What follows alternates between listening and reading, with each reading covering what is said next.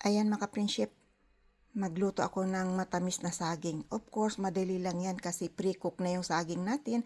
Lalagyan na lang natin ng 1 cup na jam. Kung ano man yung jam na gusto nyo or matamis, hindi ako gumagamit ng sugar kundi natural fruit mix o yung kung meron tayong mga langka o durian mix dyan, yun ang panghalo ninyo. Huwag na kayong gumamit ng asukal.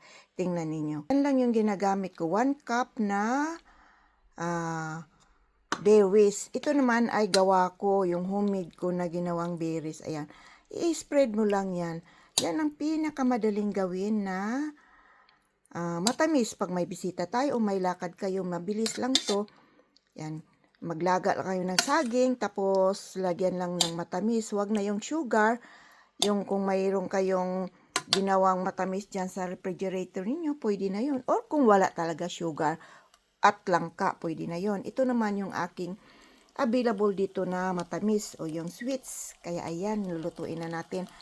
Siguro nasa 5 minutes lang. I-melt lang natin yung i-spread lang, ma-absorb lang yung kanyang sweets sa saging.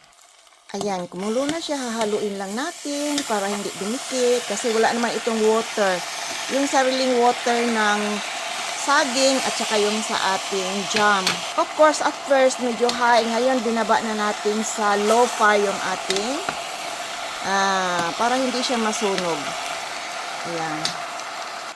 Ayan, na-mix na natin. Marinig ninyo na hindi na siya nag-sounds kasi na-absorb na ng saging yung sweets at saka nagme-melt na. Ayan mga ka-friendship. Ayan na yung ating minatamis na saging in sweet berries, fruit berries. O, diba? Pwedeng-pwede kahit ano yung matamis ninyo dyan na ginawa. Pag wala, talagang asukal na lang or yung kinugay, yun masarap. Mahirap makakuha ng kinugay dito ngayon. Kaya yun na lang ginawa ko, yung sarili kong ginawang sweet berries from the forest. Ayan. Titibar or longibar. Ayan, ganyan lang kadali magawa ng mga matamis. Kung ano yung available na sweets sa kusina ninyo, gawin ninyo. Kasi mahal na talaga ngayon, no? Kaya kunting